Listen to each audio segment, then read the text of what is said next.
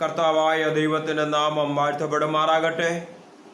ഈ യൂട്യൂബിലൂടെ ദൈവിക സന്ദേശം കേൾക്കുന്ന എല്ലാവർക്കും കർത്താവായ യേശു ക്രിസ്തുവിൻ്റെ നാമത്തിൽ സ്നേഹവന്ദനം അറിയിച്ചു കൊള്ളുന്നു. ഈ ദൈവിക സന്ദേശം നിങ്ങളുടെ ജീവിതത്തിൽ ഏറ്റവും അനുഗ്രഹമായി മാറിയെങ്കിൽ മറ്റുള്ളവർ കൂടെ ഷെയർ ചെയ്യുവാൻ കർത്താവിൻ്റെ നാമത്തിൽ ഒരിക്കൽ കൂടെ താഴ്മയോടെ അപേക്ഷിക്കുകയാണ്.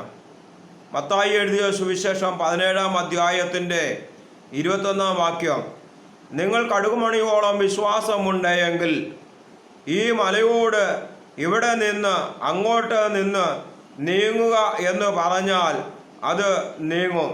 നിങ്ങൾക്ക് ഒന്നും അസാധ്യമാകയില്ല എങ്കിലും പ്രാർത്ഥനയാലും ഉപവാസത്താലും അല്ലാതെ ഈ ജാതി നീങ്ങിപ്പോകുകയില്ല എന്ന് തിരുവചനങ്ങൾ നമ്മളെ പഠിപ്പിക്കുന്നുണ്ട്.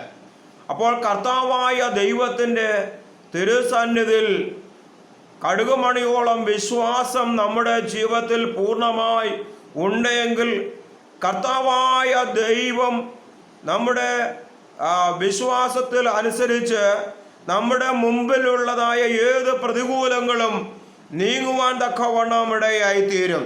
ഇപ്പം ചിലപ്പോൾ അസാധ്യമായെന്ന് നമുക്ക് തോന്നിയിരിക്കാം. എന്നാൽ കർത്താവായ ദൈവത്തിൻ്റെ തിരുസന്നിധിയിൽ നാം ഉപവാസത്തോടും പ്രാർത്ഥനയോടും ആയിരിക്കുകയാണെങ്കിൽ തീർച്ചയായും നമ്മുടെ മുമ്പിലുള്ളതായ പ്രതികൂലങ്ങൾ മാറുവാൻ തക്കവണ്ണം ഇടയായിത്തീരും. ഹല്ലേലൂയ. ശാപത്തിൻ്റെ കെട്ടുകളായിരിക്കാം നമ്മുടെ ജീവിതത്തിൽ ഉണ്ടെങ്കിൽ ആ ശാപത്തിൻ്റെ കെട്ടുകൾ നമ്മുടെ ജീവിതത്തിൽ മാറുവാൻ തക്കവണ്ണം ഇടയായിത്തീരും. അപ്പോൾ കർത്താവായ ദൈവത്തിൻ്റെ തിരുസന്നിധിയിൽ പൂർണ്ണമായ ഒരു വിശ്വാസം നമ്മുടെ ജീവിതത്തിൽ ഉണ്ടെങ്കിൽ തീർച്ചയായും അത് നമ്മുടെ ജീവിതത്തിൽ നാം പറയുന്നത് പോലെ തന്നെ സംഭവിക്കുവാൻ തക്കവണ്ണം ഇടയായിത്തീരും. Praise the Lord.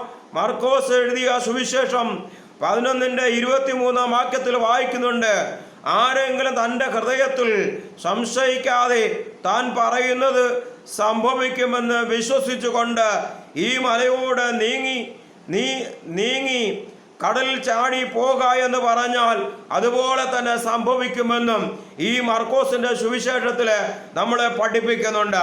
അപ്പോൾ കർത്താവായ ദൈവത്തിൻ്റെ തിരുസന്നിധിയിൽ നാം വിശ്വാസത്തോടായിരിക്കുമ്പോൾ തന്നെ ഹല്ലേലൂയ, നമ്മുടെ ഹൃദയത്തിൽ ഒരിക്കലും ഒരു സംശയത്തിന് ഇടം കൊടുക്കാതെ പൂർണ്ണ വിശ്വാസത്തോട് നമ്മൾ ദൈവസന്നിധിയിൽ നമ്മൾ പ്രാർത്ഥിക്കുമ്പോൾ തന്നെ ഹല്ലേലൂയ, നമ്മുടെ മുമ്പിൽ എന്താണോ നമ്മുടെ മുമ്പിൽ പ്രതികൂലമായി നിൽക്കുന്നത് അത് മാറുവാൻ തക്കവണ്ണം ഇടയായിത്തീരും. അതുകൊണ്ട് ഈ ദിനങ്ങൾ കർത്താവായ ദൈവത്തിൻ്റെ തിരുസന്നിധിയിൽ പൂർണ്ണമായ വിശ്വാസത്തോട് നമ്മൾ മുമ്പോട്ട് പോകുമ്പോൾ തന്നെ ദൈവത്തിൻ്റെ പ്രവൃത്തി നമ്മുടെ ജീവിതത്തിൽ വെളിപ്പെടും. അതുകൊണ്ട് ഈ ദിനങ്ങൾ ദൈവസന്നിധിയിൽ കർത്താവായ ദൈവമേ എന്നെ സമ്പൂർണ്ണമായി ഏൽപ്പിച്ച് പ്രാർത്ഥിക്കുന്നു. ഞാൻ പൂർണ്ണമായി വിശ്വസിക്കുന്നു. ആ വിശ്വാസത്താൽ എൻ്റെ ജീവിതത്തിൽ എൻ്റെ സ്വർഗം ഇടപെടണമേ എന്ന് ദൈവത്തോട് പ്രാർത്ഥിക്കുമ്പോൾ ദൈവം ആ പ്രാർത്ഥനയ്ക്ക് മറുപടി തരുവാനിടയായി തീരും. ആ വിശ്വാസത്താൽ, പൂർണ്ണമായ വിശ്വാസത്താൽ നമ്മുടെ മുമ്പിലുള്ള ഏത് പ്രതികൂലങ്ങളും ഏത് കാറ്റുകൾ ചുഴലിക്കാറ്റുമായിക്കൊള്ളട്ടെ, നമ്മുടെ ജീവിതത്തിൽ ചുറ്റി വരുന്ന ചുഴലിക്കാറ്റുകൾ നമ്മെ തകർക്കാൻ നോക്കുമ്പോഴും നാം വിശ്വാസത്തോട് യേശുവിൻ്റെ നാമത്തിൽ അത് വിട്ടുപോകട്ടെ എന്ന് പറയുമ്പോൾ അത് പോകുവാൻ തക്കവണ്ണം ഇടയായി തീരും. അതുകൊണ്ട് ഇതിനെ പൂർണ്ണമായി ദൈവത്തോട് പറ, കർത്താവായ ദൈവമേ ഞാൻ പൂർണ്ണമായി വിശ്വസിക്കുന്നു എന്ന് ദൈവത്തോട് പറയുമ്പോൾ നമ്മുടെ ജീവിതത്തിൽ കർത്താവിന്റെ പ്രവൃത്തി വെളിപ്പെടുവാനിടയായിത്തീരും. ഇവിടെ റോമാലേഖനം 3-ന്റെ 28 തന്നെ പറയുന്നുണ്ട്, അങ്ങനെ മനുഷ്യൻ ന്യായപ്രമാണത്തിൽ പ്രവൃത്തി കൂടാതെ വിശ്വാസത്താൽ നീതീകരിക്കപ്പെടുന്നു. Praise the Lord. ഹല്ലേലൂയ.